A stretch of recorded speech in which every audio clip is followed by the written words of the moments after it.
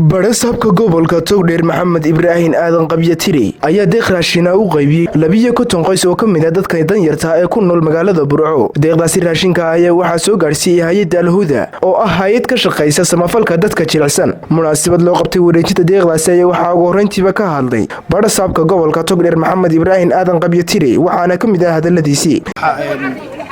qoysaskan arkaysan waa qoysaskan ka rabnay state house halkii qoysaska Soomaaliland iyo qoysaska kale ka rabnay meeshii la isku hayay halkaas dilku ka dhacay waa dadka kaliya ee ugu dhagbanaanay markii aan raraynay markiiba naajiibay naga aqbalay annaguna wanaagii ay noo sameeyeen waxaan ku bedelay inaan ka harin waan mar walba waxtarkooda iyo wixii aan ugu qaban karnay inaan qaban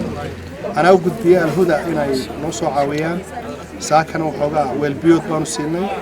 إما كان جوابتي أي نوصل بيا الهدى جزاك الله خير الهي ذيك سايسيو وتاسوا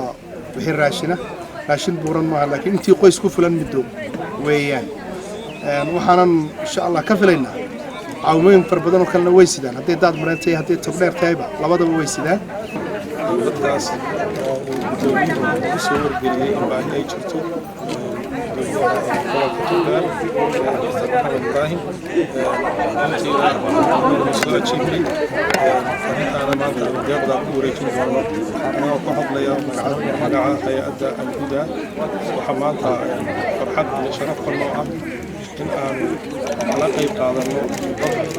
geesta kale hooyo kamid ah qoysaska la soo gaarsiiyay deeqdani ayaa dhankeeda ka mahadnaqday waaye salaan kadib dhammaan waxaan u mahadnaqayaa maxamed gobolka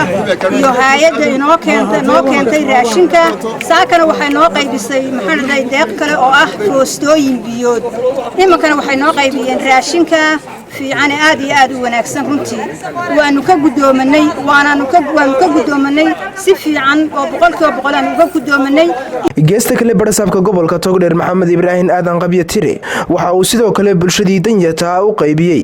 agabka biyaha lagu shubto ee loo yaqaan foostooyinka waa Cabdisalaan Axmed Cawad Cabdi Germany TV-ga caalamiga ee Bulsha TV magaalada Burco.